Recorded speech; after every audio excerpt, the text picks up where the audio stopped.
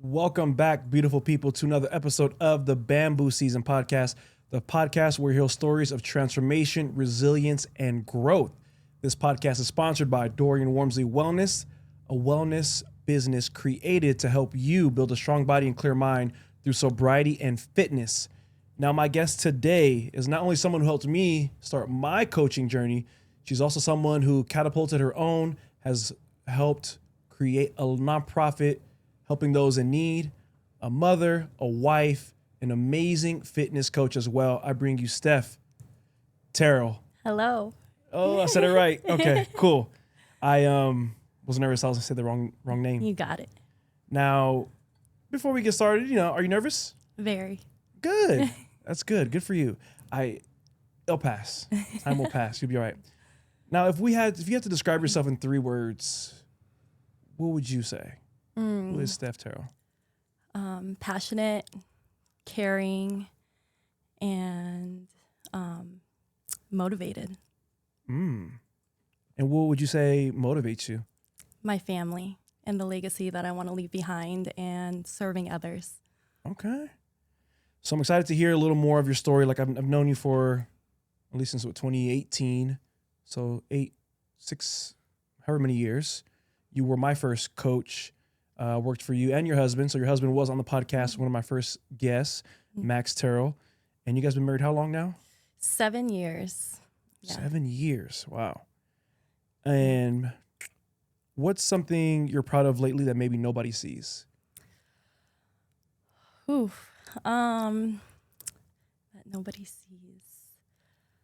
I think balancing my family life, it's hard to balance. I think what I'm proud about is working early in the morning so that I can be at home with my kids during the day while still trying to build a nonprofit, working from home with my kids being around the entire time. And how many kids do you have again? 3. 3. How old are they? Jordan is 6, Jackson is 4, and Addie is 2, going on 22. That sounds hard to be in the house trying to, put together your nonprofit, and the kids are just probably going all over the place with each other, with themselves, with you. Yeah. How, because now it's 3 kids. So has it become, I don't want to say easier, but have you been able to find more of a flow for yourself with them and managing the nonprofit and just regular life? It's a constant work in progress. The transition from having 1 to 2 kids was more challenging than 2 to 3. And I think because, 1 was hard, but 2 was more of a juggle and less personal time and less time with Max, my husband. So learning how to prioritize that it's okay to take the time to just be together and work on our relationship as husband and wife, and also taking the time to grow as an individual.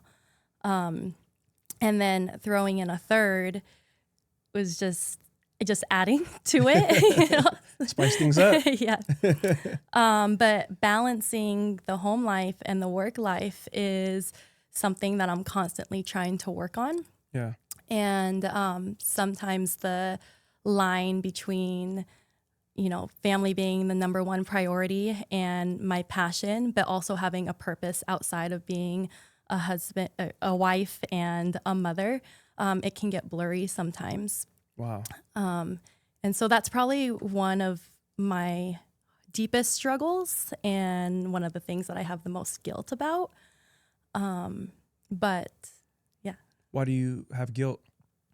I'm just thinking about the time that I'm possibly taking away from my family. Everything I do, I want it to be adding value to my family. And my passion is having an impact, and my number 1 priority is that impact is felt at home first. And in everything I do, whether it's how I walk in my day-to-day life to how I treat my family and my friends and strangers to building reps and steps and coaching fitness, it all comes back to the legacy that I want to leave behind for my kids.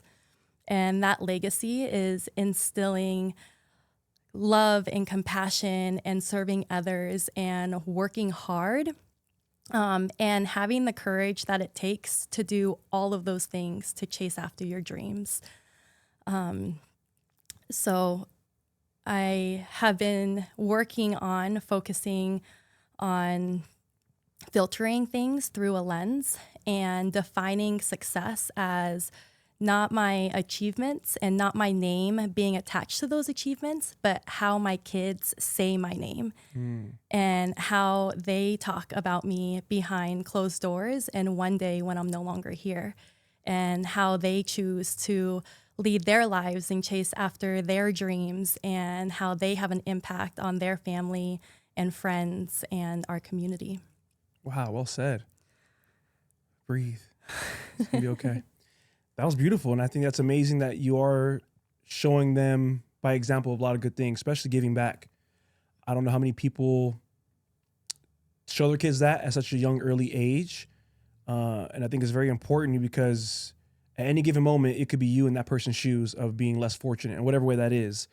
And so I think that's beautiful that you do that with your kids and they're able to see that. And they're at the events and, you know what I mean?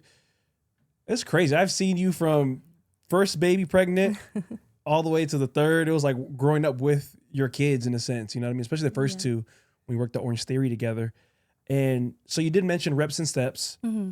If you could break it down for us a little bit of what exactly is reps and steps. Yeah, so at Reps and Steps, we basically combine fitness and fundraisers all into one to raise awareness and funds or goods for other charities. So Reps and Steps is just a vehicle that I can live all of those values out loud in a bigger way.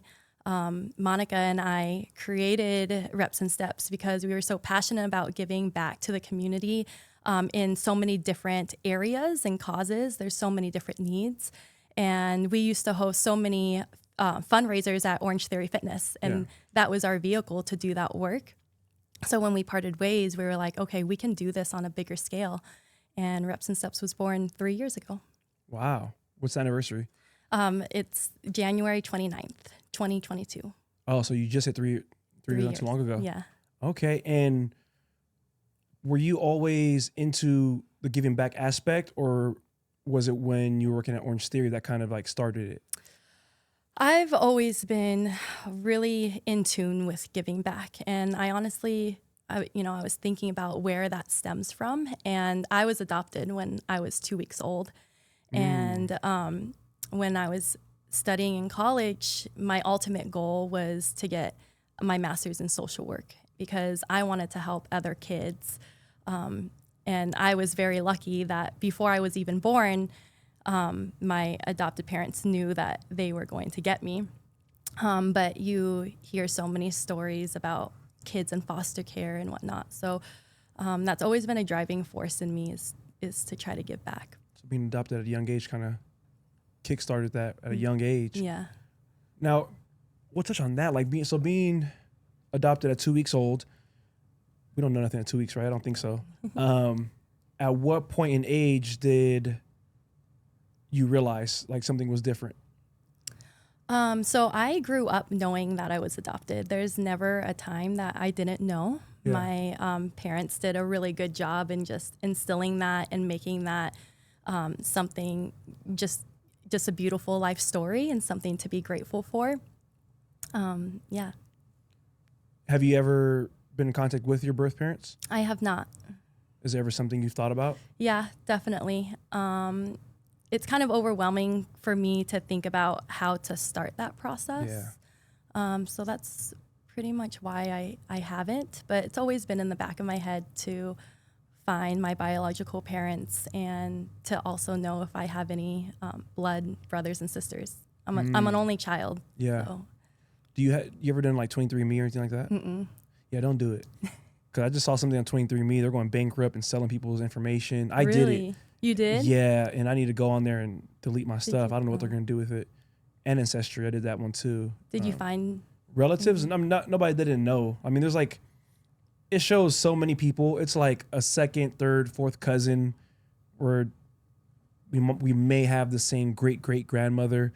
So it's very big. So I didn't track them down or anything like that. Now with being adopted and, you know, like you said, you knew that growing up, was there ever a point or moment where you felt like you didn't belong? Not that I didn't belong in my family. Yeah. I love my parents so much, and they always just made me feel and make me feel that unconditional love. They are my parents. It doesn't matter that, you know, I wasn't in my mom's belly. Yeah. But there was a point when, you know, kids can be mean. Oh yeah. And I take pride in being adopted, you know, so I would talk about it and stuff. But one time I was at a birthday party, and I remember it pretty vividly. I don't know, I was probably like 8. And we were jumping on the trampoline, and I don't know what we were playing, but they said, no one likes you. Your parents didn't even want you. Damn.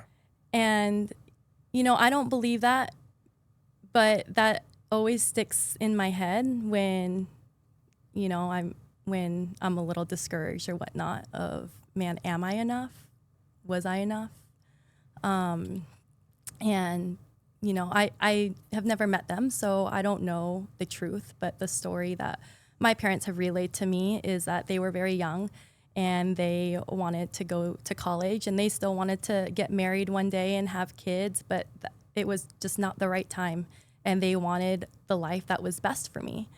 But that's, you know, the most positive outcome of that, right? The most positive backstory to it.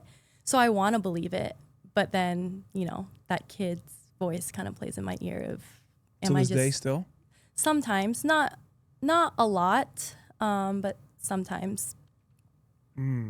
I think that's why I'm a perfectionist and very OCD. And sometimes I think I seek validation more than I should or that I would like to. It kind of like consumes me. Yeah. You know, one of the reasons why I was so nervous coming on here. It's like vulnerable, right? But yeah, I think maybe that's why. Just, am I enough? Do you feel enough? Yes. 100%?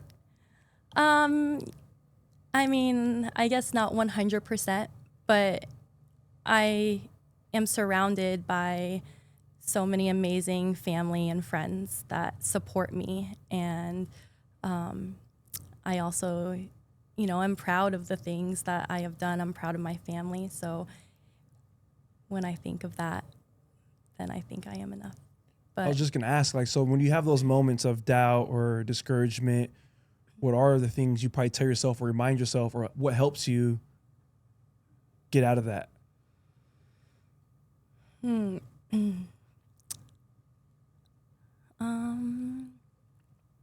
I think looking at my accomplishments and who I am surrounded by. Okay.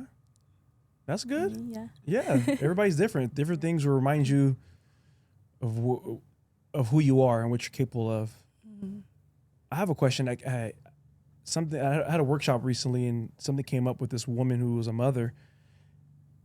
And for you, did you ever think in your mind when you had your first or second or third kid, did you ever think this in your head? Like, is there ever going to be a moment where I feel the way my parents did? My biological parents? Yeah. Do you get what I'm saying? I don't know. Not saying you want to give them up. Yeah. But you kind of see what I'm saying, or no? No. All right, let me give you the example. So at my workshop, this woman stood up, you know, they're all sharing some vulnerable stories, and she said something that I'd never heard nobody say. She said her parents weren't much in her life. They were on drugs or addicts from a young age. She was pretty much on her own.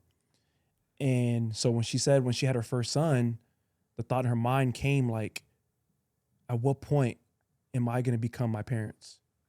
In a sense of not wanting to be around or around my kids. And I was like, damn. Then she said she got over it, but then she got her second kid. Right now she's pregnant. In that she thought to herself, the thought came in her mind of, is the second kid going to be the the one to where it pulls me over to where I start to feel how my parents did and not want to love my kids anymore. And I was like, damn, I never heard nobody say like that. She broke down crying, and I'm like, that's wild. I think sometimes I don't know if I ever thought about that myself, if put myself in my parents' shoes, like will I ever cross a point where I'm not gonna be in their lives or treat them the way I was treated? Yeah. Does that make sense? Yeah. It tears me apart to think of not having my kids. But to your point, I think that that's where I doubt myself a lot when I'm trying to pursue my dreams outside of being a mom, and being okay with, having multiple dreams. I dreamt all my life of being a mom of 4. Oh, so we got one more coming. No, Max would kill me. But I always knew I wanted a big family. And so, when I had Jordan, I was so excited. And then I was battling it, wanting to be a stay-at-home mom. And then Max, he's been very supportive, and he wants to try to do everything he can so I can choose if I'm at home full time, or if I work, it's because I want to work. Yeah. And that's hard, right? Because having 3 kids financially, it's a lot. Yeah. So we're trying to find that balance. But when I was home all the time, I kind of had an identity crisis of like, man, I need something outside of this. And then it's just a downward spiral, because you're like, why do I need something out of this? I have 3 beautiful kids. It should be a dream just being home with them. But I feel like I have another purpose and another calling to also fulfill. But I want to make sure that, number one, that goal and that dream and that mission is being fulfilled at home first, and that my family feels that. And, again, I have a lot of doubt, because sometimes I'll get so hyper-focused on whatever I'm working on. Usually it's working on reps and steps, because it takes a lot of time and effort. And I'll tell them just 1 minute, just 1 minute. And it's like, no, why am I not telling my work 1 more minute instead of my kids? And then I'm like, man, is this possible? Can I do both at once? That was the heart of reps and steps, is help as many people as we can. And we can't do it all ourselves. That's the beauty of it, because we're partnering with other charities who are reaching those people more hands-on, or those kids more hands-on. We just completed 510 wellness bags. We're not able to hand those 510 out, but Chloe and Caitlin are doing that. But in the big picture, we're helping touch those lives. So sorry, I kind of went on a tangent. No, that was good. Henry Sneed, I know that you. Man, that's tough. Yeah. And, it's, how did we lose such a good human too soon? But I am grateful for that I went to his funeral, because I have a lot of doubt sometimes of like, man, do I give up reps and steps so that I can just focus in on my family and give them everything? Or can I still reach all of these people too? And Henry is an inspiration that it can be done, because, like I said, at the end of the day, success to me is how my kids say my name when I'm no longer here. And to hear his wife, Rachel, and his 2 sons talk about him, and how you could tell that he didn't miss a beat in his family's life. Not that it was always easy, right? But they talked about how he made every single person that he came in contact feel seen and feel heard, and he was present with them, and he inspired so many people. And so I just think it can be done. I just wish he was still here so I could ask him how he did it. whenever I have that doubt, I just think Henry Sneed. And yeah, I want my kids to be able to talk about me, how, his kids talked about him, and that they were his number one, but they would also wait in the church parking lot for hours because Henry was talking to everybody else and not cutting his time short with them either. Yeah, shout out to Henry. He, I was telling, it was the episode of Max came on. It was right around the time I believe he passed, it was around then. And I was telling Max about it, and even Max, I had to give Max his flowers, and I didn't get able to give Henry his, but even you as well, and Coach Monica, shout out to Coach Monica, you guys are pivotal people in helping me go from where I was into coaching and into growing as a person. I remember we had a workshop when we were at Orange Theory where Henry was instructor of the workshop. Mm-hmm. And he was just talking about speaking. And I was I was listening to him, and the way he was talking about it, the gift of gab and how he's got that, and he loves to talk to people, and it inspired me. I never thought of it at the moment, but it triggered me to think and believe I could become a motivational speaker also. Mm. Like, he is one of the reasons I always felt like I can do it, just hearing him in that one workshop. And then, unfortunately his accident happened. I saw him right after at the gym, and then, the passing. So rest in peace to Henry Sneed. Shout out to Rachel Sneed. Mm. I think I want to get her on soon next too also, to hear more about her side of things and, how his impact was. That was very deep. Yeah. You opening up. You comfortable now. Was there, now we met, like I said, through Orange Theory some years ago. How did you get into fitness? So fitness was always a part of my life in that I did sports growing up. A little bit of volleyball when I was in my elementary years, and then really dug deep in high school, and I did cross country and track.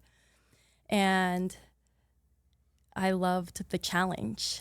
Love, hate, right? Yeah. And that's also how I built my community. That's how I built my friends. That was my comfort zone in my social life while getting outside of my comfort zone, chasing down those goals.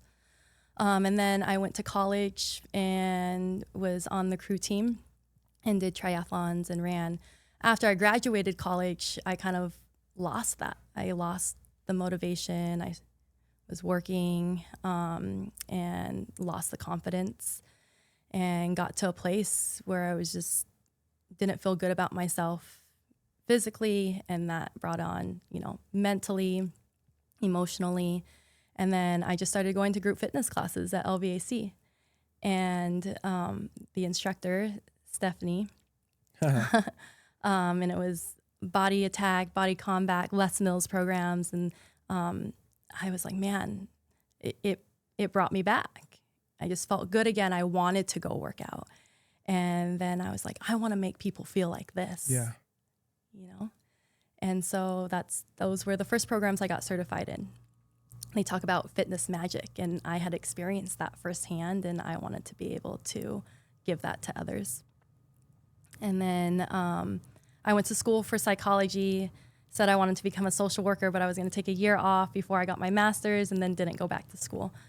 But I worked at Opportunity Village for a little bit. Oh, wow, I didn't know that. Yeah. And then from there, I worked at a cancer clinic in the research department. And I kind of got depressed again because trying to help people, research drugs was their last chance, and you lost a lot of patients. So at the same time, that's when I was doing group fitness, but then I was like, I want to make this my full time. And I got into a little bit of network marketing with Zija at the time, vitamins. And I was like, I'm gonna make this work. Network marketing ended up not being for me, but fitness did. And I just took a leap of faith. And after I got my personal training certification, I quit my job because I felt like I needed to be in a sink or swim situation. And that was tough because rent, I was training at LVAC, rent is expensive. And I mean, thankfully I didn't have kids at the time. But then Orange Theory Fitness, 2014, an instructor, Ed, at LVAC, who actually was training Max with his friend Danny he was trying to get sober. We didn't know each other at the time, but we both knew Ed. And so Ed recruited me for OTF, and he recruited Max for OTF. And that's how we met, was launching the first studios in Las Vegas. Damn. Yeah. Love fitness story. Yeah. Damn, that's beautiful. So then you worked at Orange Theory in 2014, all the way up into 2022-ish, 21. End of 2021, yeah. And then you took a break. Yeah. We'll call it a break. Yeah. And then you came back later, and then you're back there again now. I am as well. A little bit, yeah. Yeah, you're there part-time or subbing. Yeah. And then you're at Lifetime Fitness. Yep. You know, you were one of the best coaches. Oh, I don't know. Because you helped me go through my certification. So you were the one that showed me how to become a coach at Orange Theory, and then Monica as well. And yeah, man, I think you're just amazing at what you do. Your connection with people. Every time I would hear people talk about you, it was always the same things, positive things. Just the connection, the way you cared about people. And I noticed it too when I would take your classes. Because when I first started, I was always trying to take other people's classes to see what the hype was about them. Yeah. Whatever it is. And I don't know if sometimes maybe we're thinking it's going to be some crazy theatrical whatever, and it's never that. Yeah. What I've learned, at least for myself, what I hear from people say when they do like my class or anything, is just the connection you make with them during that class, remembering their birthdays, remembering their kids, and I'm nosy, so I ask a lot of questions. And that's what I started to realize and notice. It was more that as opposed to you just yelling on the microphone, you just blasting music. Playlists, they play a part too, but yeah, I don't know. It's interesting. Yeah. I mean, like I've always said, and I used to use this in OT Fits a lot, but we have no control over how people feel when they walk in those doors, but we have a big impact on how they feel when they leave. And now those doors are, could be anything. It's just that interaction that you have with them, whether it's them walking into Orange Theory or you walking into the store, someone texting or calling you. Maybe they're having a really bad day. Maybe they're not very nice. But instead of reacting with, that same vibe, how can you make that person's day better? And, sometimes it's hard because maybe you're not having a good day either. Yeah. But at the end of the day, treating them like that's just going to make both of your days worse. But you can make both of your days better just by doing that small gesture. And I think as I became working, more of the private side and stuff, there are people out there who don't necessarily like group fitness sometimes. They think it ain't the best for this or whatever. I honestly think it's one of the best ways to get started, especially affordable wise too. And I think it's more than just a company like the F45s, the Orange Theory, whatever group, True Fusion, whatever other group place. I think it's more about the right coaches. Yeah. Because if you go to Orange Theory, which some people have, they probably can go to a class and they'll never go back just because of the coach. For whatever reason, wasn't their jazz or anything. And then vice versa. Like we had a meeting and I think it was Paul who said he went in thinking like, oh, what? Group fitness? That ain't for me. And he's went in, tried it and loved it. Yeah. And I'm sure you as a coach, you've probably met people who came and took class. Their vibe was probably like, I'm not really into this. Yeah. And then after, they're like locked in, for a long time as a member. Yeah, 100%. Something happened more recently for me was crazy. I didn't expect. A member came up to me at the end of the class and she said how she enjoys the sobriety content that I push. And that she kind of whispered to me, she's like, hey, just to let you know, I'm 18 months clean now. That's amazing. Thank you for sharing your content. One thing she said also that was crazy was, she said back when we were wearing masks, because this person's been a member for a long time, and we used to have to wear masks. She was like, yeah, I used to be in here hoping the fans would come on so nobody would smell the tequila. That was me. Wow. I used to coach and I would be either hungover or kind of still drunk. And I would turn the fans on right away because I'm like, it's going to smell like tequila in here. Wow, I never knew that. Yeah, it was bad. It was like almost always on a Monday, I'd still be hungover, or if it was a weekend class, I was probably still drunk one time I woke up, I don't even know what time I went to bed. I woke up and I was still like drunk, and I went to coach, and I remember I was coaching and the music is going, everything. I forgot where I was. Like I was jamming out to the music. Oh, you didn't know you were like in the middle of coaching. Yeah. I kind of just got lost in the music, like turned up, like drunk. And I had to catch myself, and it was just like, oh man, never again though. We sober now. Go ahead. Yeah, no, your story is so powerful, and I think just your purpose, because even when you worked at the front desk, you were great at connecting with members, making them feel like they were walking into their second home. And so to be able to see you turn that into coaching, and now with your sober wellness program and this podcast, it's I was so nervous to come on this podcast because I told you, I was like, everybody you've had is so inspirational and so well spoken. But I love when your podcasts drop on Wednesdays. I try to listen to them, every single time, because I always take away something from them. And I feel like, you can laugh, you can cry, you can grow, you can learn just by listening to something that you've created. So flowers to you. Thank you. And you're inspiration. You're inspirational. The way you just said that now, like there's no reason. I mean, there's nervous to be on here with cameras and everything, but I've known you for a long time, and I know your story, and also know Max's story, and just the way you guys been building your own empire while having kids. And it ain't easy, but you're still doing it. And just how you opened up in the beginning, sharing those struggles of wondering if you're enough still, wondering if you could still do this. But last I checked, you haven't quit. Yeah. So it's like that right there is inspiration, because there's a woman out there who's going to see this, who is a mother and is literally in your same shoes as you. Yeah. Has a kid, is stuck between being a stay-at-home mom, but still chasing her passion of whatever creative thing she wants to get into. And you're a leading example for them. And I think every guest I have, I believe they all have a story. Yeah. Every story is different. You're not going to be like me, drunk, falling out a 4-story window, or on drugs or prostitution. I've had all kinds of different guests, but there's always something in there, like you said, you can take, that you can put into your life. And I love storytelling. And like I said, I'm nosy. So I love hearing people's stories. And you made a point of, it's crazy because for the longest time, I didn't really put it together, all the stuff I was doing to get to where I'm at now, as like you mentioned, front desk. Yeah. Like I went to Orange Area to work front desk to get my foot in the door because I was studying for my NASM certification. And then you, Monica, and Max would push me to take my exam because we needed coaches. And me working the front desk for those like 6-7 months, it helped me become an easier transition becoming a coach, because I already knew the front end, now the back end. And yeah, that's BambooSZN right there.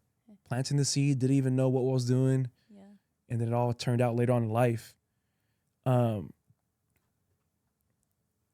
Now, being a mother of 3, a wife, and a nonprofit, what are some things you do to help you stay grounded?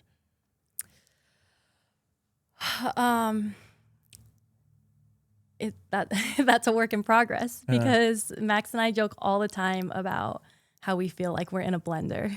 It's like, where are we?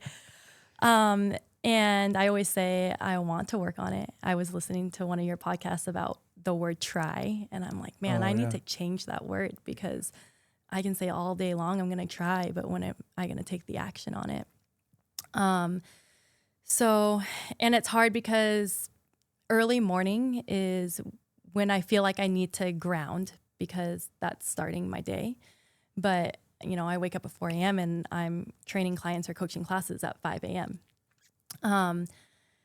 But I think what's been helping me ground is going back to my faith and surrounding myself with people who support me in that. And so Max and I, we don't go to church every Sunday, but we have joined some small groups at church, and we've taken a parenting class and a marriage class and a rooted class. And we have gotten to become really good friends with other couples that are our age, some of them parents, some of them not, going after different dreams, but grounding themselves in faith, and whatever that means for anybody. But when I feel overwhelmed, I just try to take that deep breath and think about that. That's good. also with all the things you got going on, I'm sure you can feel pulled, what's the term, stretched thin. Yeah. How do you navigate through that? Because you got to show up for your kids. Yeah. I would hope so. Yeah. I'll call CPS if you don't. You got to show up for your job, show up with Monica in the nonprofit, and still show up as a wife. Yeah. So it's like when you're getting pulled all these ways, what are some things, or how have you been able to, I guess, some kind of balance, you know? Yeah. I don't feel like I found it yet. Like I said, the blender. Yeah. But support system is huge. Yeah. So, with Reps and Steps, I have my best friend, Monica, and we're able to lean on each other and my husband and my kids. And, I couldn't do it without Max because really he works his butt off to support our family. And I bring in a little here and there with my classes and my clients, but otherwise Reps and Steps is a full-time job. It's 40 plus hours a week. And up until this year, it was all volunteer work. And even now it's just a sliver. Yeah. And so I think that's where, one of the hardest things is, man, am I doing what's right for my family? Is the timing right for this? But when it comes down to it, I think it's time management, and I'm not good at that. And it's staying on task. And, I used to think that multitasking was like you're amazing if you can multitask, You're doing all these things at once. But I'm learning that that's not the case because I'll work on this for 5 minutes and that for 5 minutes. I'll do laundry for 5 minutes. And then at the end of the day, it feels like nothing is complete. Nothing is done, there's always more to do. So yeah, to answer your question, I don't think I've found that balance, but that's something that I'm trying to work on. And now I've only shared this with Max and Monica, and a couple other friends because they're also real estate agents. But I'm thinking about going to get my real estate. Oh, okay. Yeah. License. I was waiting for you going to say you were dropping that. I thought you were about to say you're expecting number 4. No. I was like, damn, No. Let's go. Get the team loaded up, caravan. I don't know. As much as I want to have a 4th, I don't know. There's something you said that was very, what's the word? Sometimes I try to sound very sophisticated. I don't know. But you said Reps and Steps, you've been doing it for 3 years, and it started off a lot as volunteer, and even now you're probably making a little bit of money. Yeah. And that's not even the goal, but you still got to get paid for the service you're doing. And I think that it's something a lot of people can take with them is you guys are sitting there, it's bamboo season, right? That's a perfect example. You guys probably don't have no idea when, at what point is going to come to a point where you're going to be making money off it, but you're still showing up doing it for 3 years. Yeah. You're not leaving that event and everything just cashed out. You're probably, in a sense, in debt with your energy, but it doesn't matter because you're fulfilled of the purpose of what you're doing. Yeah. And I want more people to understand that because I hear a lot with entrepreneurs, especially when they start new in business. I don't want to do anything for free. I don't want to do anything for free. I don't want to do anything for my time. And it's true. Your time is money. Yeah. But if you're just starting up, respectfully, you're nobody at that point. You have to build a rapport, a reputation, and build community and connection with people to where they want to even pay you or make sure you're getting paid. Yeah. So I know for me, working for myself, man, when I think back on it, there was so many, at least the first year, so many free sessions, free boot camps, free this, free that. And you just got to trust that that's part of it. Yeah. That's part of building yourself and until you get to a certain point where you're like established in a sense. And even still to this day, I'll still give out free stuff sometimes, especially if it's a collaboration or something, because sometimes it's visibility too. Yeah. What I've learned with people, like even on podcasts or anything I do, I get my face in front of your audience now. Now they know I'm a fitness coach. Now they know I'm sober wellness. Now my audience knows you're about your nonprofit. They know about your motherhood and how you're conquering all that. Yeah. Yeah. Yeah. I mean, and they say, you have to expect 3 to 5 years at least, right? Until it takes off. And so sometimes when I get discouraged, I just think, man, we're at that 3-year mark. Don't give up now because it could be right around the corner. Right. And, yeah, the vision for it is just so big. And like you said, the fulfillment of just helping so many kids and families and adults, everybody, because again, we focus in on any cause. Yeah. So if there are any causes or charities that anybody's listening and you want us to raise awareness and funds or goods for them, please send them our way, because we want to connect with, the charities that need it most. Yeah. And I love it because what you guys started to do at Orange Theory, we started to do events. I think one of our first ones might have been that Pride event. Yeah. We did a bunch. So when I left, and I remember when I was feeling unsure of myself, working for myself, I was hitting a mark where I'm like, bro, can I really do this? Like, I was like 3 or 4 months in, and I was like, fuck, I need to go back to Orange Theory. But I had left in not the best way. So I was like, can't even go back to Orange Theory. I was nervous. I was like, what am I going to do? And things weren't even bad yet, but I was hitting a point where like, I'm really in this. And Evelyn, Evelyn, Yeah. I was training her at the time, and she sparked the idea for me, like, oh, why don't you do an event or something? And then that's when I reached out to you and Steph, you and Monica, and we did the Rainbow Relay at Self-Made in 2022, I believe it was. Yep. Yeah. 5th Yeah. annual is coming up this June. And doing that, I was like, the fulfillment you get, the energy in the room, all the people that showed up for a cause outside of themselves. And that's why even myself moving forward, I try to use my fitness platform the same way you guys do. Use fitness to bring people together, have fun, work out, but then also raise money for people who, not even just money, supplies, whatever it is, for people who need it. Yeah. So you guys have inspired a lot. Thank you. Keep doing it. No, I mean, those collaborations are everything, because again, we can't do it alone. So, even other than the Rainbow Relay, we got to partner with you for our toy drive. Oh yeah. For the Las Vegas Rescue Mission. Year or so ago. Yeah. Those collaborations are everything. We're so grateful for our community partners and our charity partners, and got to have each other's back. Are you ever able to have your own time? I try to make it. It's hard, but you just have to make it a point to make it. So I try to do that with my workouts, but man, there's so many things that go into that, because I'd be lying if I said that I worked out this week. We joke that it takes a lifetime to get to lifetime with the kids. Yeah. But yeah, I try to make that time with my 1 hour workout.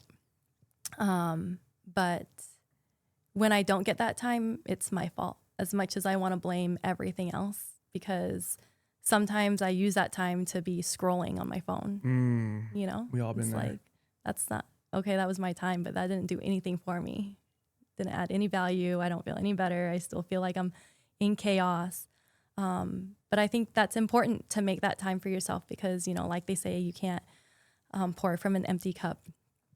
And, you can't feel guilty about taking that 1 hour for yourself, because then you're able to give more. You're able to give better when you do. Yeah, it's hard when you're working for or building something, like you said, with reps and steps, me trying to build my business. It's hard to not feel like there's always something that needs to be done. Mm-hmm. Anytime I get some downtime or something, I'm like, something's suspicious. Like, there's something I need or got to be doing. And I've been working on myself to make it more of a priority, to be like, it's okay to take an hour or two to do nothing. Yeah. And there's been times where I just took a weekend, didn't work out, didn't do nothing, just kind of laid and recouped. And it felt good, because the other times when I'm just going, after some time, you just feel it. Yeah. The workouts are harder to get through. Don't want to do anything. I don't want to see my clients. I don't want to do anything. Don't want to edit podcast episodes. And I'm like, that ain't how I want to feel. Yeah. So sometimes it's important to take those mental and physical breaks. Yeah. How do you do it? How do what? how do you plan that out so that Plan what out? your time? I don't. It's hard. Like, I'm always on go. Honestly, I can wake up at 6, do my quick little morning routine, and then I go to work. I go to the gym right after work, because if I go home and chill or anything, it's going to be a little harder. And I don't know, man. It's some inner drive I have to just always do something towards the mission. which is help others, inspire others, become a better speaker, become a better communicator, a better podcast host. Because I think when you're doing those things and adding value to others genuinely and effectively, the money and stuff will come. Yeah. It'll come how it should. Because somebody's going to hear your message, feel your energy, and be like, you know what? I want to work with you. I want to do things with you. And the money's going to come. Because in the past, as a younger kid, I was always chasing the money and vice the other way around. It was not fun. Yeah. My grandpa, he's suffering from pretty severe dementia right now. So he hallucinates a lot, but he has these very lucid moments. So one time a couple months ago, I was sitting on the couch with him, and we were in a grocery store or on an airplane. He was going back and forth, hallucinating where he was. But I asked him, the more you talk to him and the more you bring back stories and stuff, he becomes more lucid. So I just talked about memories and asked him, what's your biggest advice, Grandpa? And he said, just don't forget to enjoy it.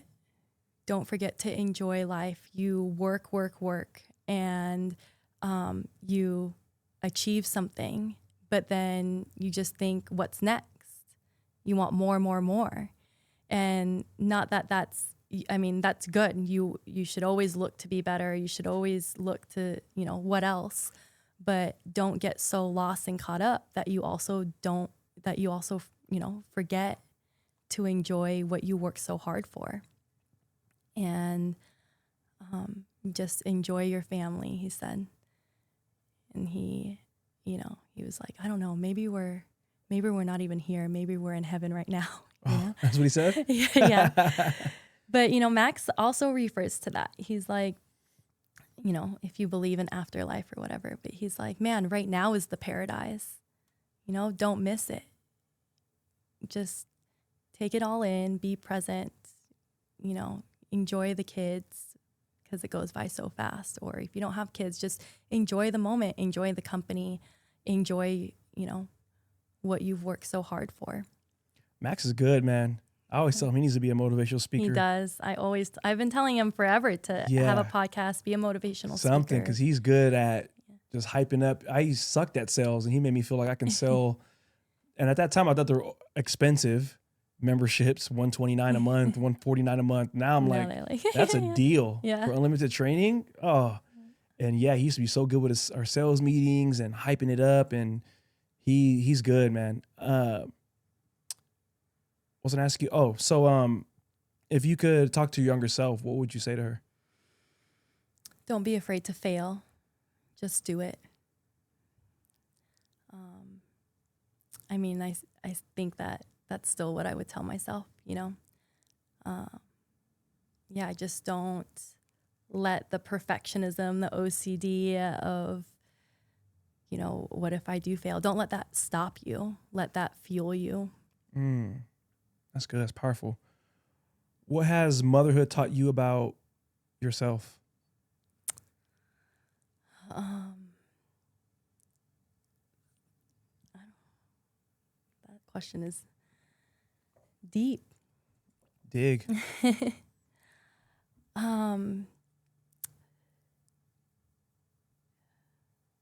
Just that I have so much love to give. And just digging in all areas to give it. And I've always believed in unconditional love, but that you can find more of it. Because having multiple kids, at least for us, we were like, man, are we gonna, is that fear? Are we gonna love more than the other? But one of my best friend's moms said, your love grows. You don't run out of it. And I think just having unlimited love for my kids and the tenacity to keep going, even when things get tough, because I want my kids to know that that's in me and that that's how they lead, that no matter how hard things get, you still wake up the next day and you still do what it takes. Because as a mom and as a dad, you have to. There's other lives that are depending on you. And not just the other ones that I want to serve, but that are literally depending on me 24/7. And what would you say in this moment or in life, what is your biggest fear? My kids not being proud of me or not feeling that love. That's deep. Yeah. It's tough because you want to be the best parent you can be, but life is challenging and there's going to be moments that they don't like you. And I just want those moments to be because I'm doing what's right for them. And that's not, I'm not perfect. And so, when my patience runs low and I snap because it happens, and then, then I just fear like, oh my gosh, they really are going to hate me, or what what trauma am I causing them right now that's going to affect them when they're older? Because, that stuff starts young. Yeah. And so, yeah, that's definitely my greatest fear, is just not giving them everything that they deserve. You saying, people say I'm not perfect, always reminds me of that song by Simple Plan. Sorry, I can't be perfect. Oh, such a good song. They don't make emo music like that no more. They need to. We'll wrap up here in a second. I wanted to ask you, is there a quote you live by? And if so, who's it by and why? Yes. One of the most driving factors of why I'm here today, you don't have to be great to start, but you have to start to be great, by Zig Ziglar. I love him. And, by being here, I just hope to inspire even one person, and to also keep myself accountable to strive for perfection, but don't let it paralyze you. And to just always show up and lead with love and be present, intentional, and try to be at least 1% better than yesterday. Period. That's all you can do. Better than yesterday. What was I going to say to you? I forgot. Any lasting words? Anything coming up? This episode will drop on the 7th. Anything coming up in May? Just reps and steps? So in May, this weekend, but after May 7th, we have in June, the whole month of June, we have Real Good Cause. So you buy a ticket bundle for movies, Regal Cinemas. You don't have to even be local, and a portion of proceeds will go back to Reps and Steps. And then our big one, 5th annual Rainbow Relay. This year it's benefiting Young Equal, and they create safe spaces for LGBTQ plus teens and young adults to come together to build community and for resources. So our goal is to raise at least $4,000 or more for 2 events that they have going on in October and December. So that's going to actually be at Orange Theory Fitness, West Flamingo, on Friday, June 27th, 5:30 p.m. Teams of 3. It's one of our funnest events. Yeah. You It's a good time. Good time. Wow, it's beautiful.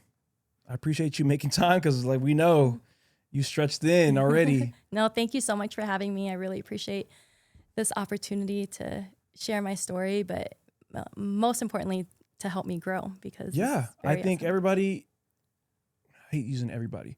I think most people can benefit from situations like this to get out of their skin and be comfortable with talking on camera and telling their story. Because when you start to tell your story, from my personal experience, it becomes healing. And when we're in the space of helping others, that's how you help them. For them to see who you authentically are and truly are, they're like, oh, you're just like me, or you're just like my mom, or you're just like my friend. And we all have a story. Sometimes we get ashamed of it or don't think it's as important, but it is. You're out here killing it.